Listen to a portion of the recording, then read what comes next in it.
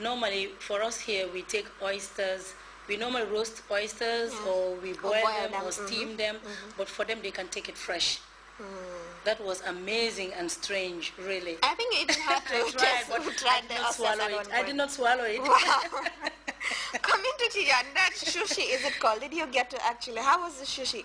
I wonder how would raw fish taste like? Tijan tried. Yes, and to be honest, you know, it wasn't the least appetizing, because I wasn't used. I'm not used to it, right? And we are used to the cooked one. Yeah, I can imagine. There was a certain point when I even have to tell my director that I'm going to try it, but please, I can disappoint you along the line, because I was even scared of vomiting, and then. Yeah. But you know, the whole thing is it's really beautiful, and it was a very nice experience, really. Yeah. I'm coming to you. Finally, I saw you in one of the Japanese attire, pretty traditional. Kimono, is it? Is wrapper and everything.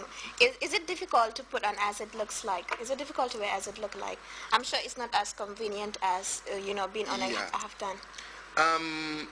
That one, you need special help or assistance, because at one point there is a way they tied it at the back, which requires some special skills. But other than that, to me it was really, and when I put on it, the owners, the proprietor, and then they were all very, very happy. Yeah, because they. You know why? Because Tijan was taller. Yes, I was tall, and it was so it was really beautiful. It was so amazing for her. For them, they were so happy when I put on it. Wow. It was just like, and that's really great. I really love it. Okay, thank you. I must say again, I'll keep on emphasizing, this is indeed a rare opportunity to have Fatou Sanders. Before we go, just to remind you that the TV Osaka crew, they were here to do a documentary about the cultural aspects of the Gambia. They came first, and then we did filming at the Tanje Fishing Center, and the Bakau, and groundnut production in Banjulinding. For us, we believe that is going to promote our infant industry. Because the film will be shown in Japan at the same time. And also they went to one of our cultural sites, that's the Kunta Kinte Island. And I feel that's important.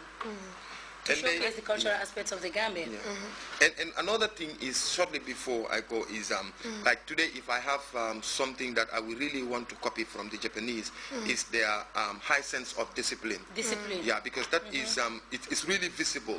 And cleanliness. Yeah. That discipline can be seen everywhere, at the family level, on the street, in the traffic, and everywhere. So that is one thing I would have really loved to borrow from the Japanese people. And equally, they are also workaholics. Like Japanese don't believe in come to work at 8 and then close at 6. And I believe that if we can borrow those two, attitudes and then implement it here, definitely we will. So it's no doubt today the Japanese are where they are. Simply because of their hard work attitude towards work. And that is what I want to borrow from the Japanese, so that we Gambians can equally do it hopefully in order to achieve Vision 2020. That's true. Thank you. Where there you have it, an extensive view of Japan from the people who were recently there, who is Fatou Sanders and Tijan Jane. Well, that's it. It's been pretty interesting and amazing, and I feel like I want to be in Japan someday. But until then, this is Weekend Spectrum. Over now to news beyond our borders. Taksim Square has been the scene of an unceasing protest that has pitted the security and so-called environmental activists for more than a week now. We now give you a correspondent's diary on Tokyo's iconic monument.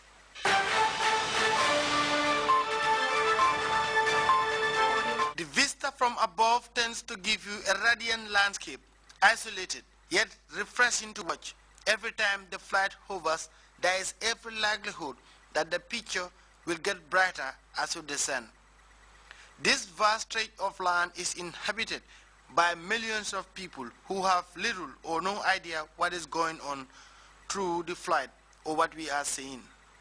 As a stranger or a detached observer, the feeling you tend to get inside you is an affluent settlement, a highly industrialized nation, awash with numerous opportunities.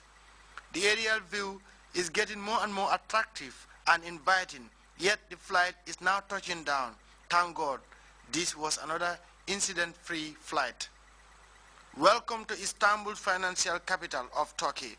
Tucked in a wonderful geographical location, Turkey has a staggering population of 77 million people. In the heart of this affluent society, there are iconic structures that symbolize individuals who helped carve modern-day Turkey. There is no other place where you get more people than this. In November 2009, I had the rare opportunity to travel to this beautiful place. I was here on assignment to cover the Vice President and Minister of Women's Affairs, Dr. Aissatou Ndiaye Sedi, who was here to represent the President, His Excellency Sir Professor Alhaji Dr. AJJ Jammeh, at the OIC Summit in Istanbul. With some time to spend and having a passion for human interest, I set out to the city. Taksim Square is big news, and going there I thought was a wise thing to do. The square was built several years back, and since then the square has become the national bantaba for millions of Turks and foreigners alike. It is impossible to estimate the number of people who spend their time here. I was generously aided by a young Turk, a university student. Fatih Nar was not a historian. However, his insight into the vision as portrayed by modern-day architects of the country was useful. A few verses about Istanbul. I told very historical details about Istanbul to you along this program. But one sentence I will tell you. You have to feel. You have to smell the sea. You have to feel the sea, and you will understand what we are talking about. As I drove from one place to another, I observed that the capital was divided into two zones, Asia and Europe. Wow, I said to myself as I walked as fast as I could to join the next ferry. A widely traveled journalist from Al Jazeera could not help but deliver a sharp and crisp piece to camera to highlight the significance of where he found himself. This narrow strip of water in Istanbul is all that separates Asia from Europe. On that side of the shore is Europe, and on this shore is Asia. That's the reason that Turkey has always been described by the outside world as a bridge between continents, cultures and religions.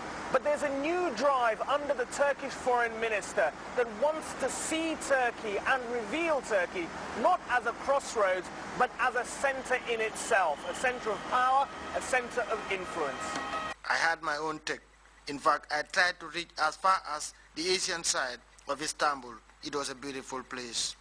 Istanbul has given us the unique opportunity to learn about the first-hand history of this cosmopolitan settlement.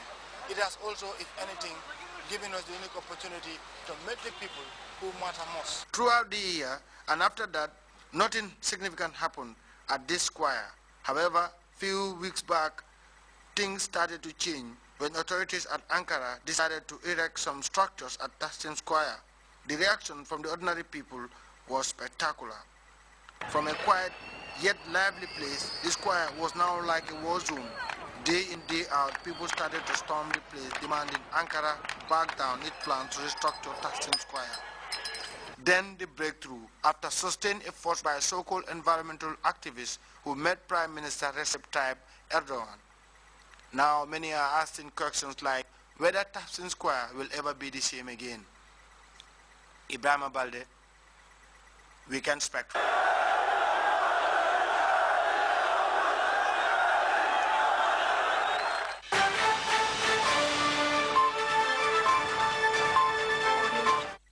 Mandela's given name, Lorisasat, means tidying up branches of a tree, but at school he was given the name of another famous leader.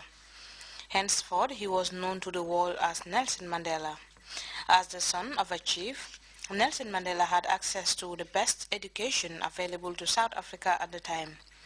Studying at Fort-Hare University, where he became involved in students' protests, his refusal to accept injustice and fairness, Nelson Lorisasa Mandela began his life herding sheep and cattle in the holy hills of South Africa's Eastern Cape.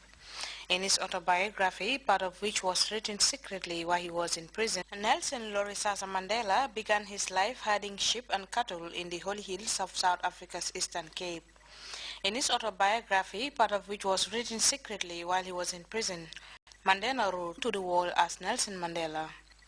As the son of a chief, Nelson Mandela had access to best of education available to South Africa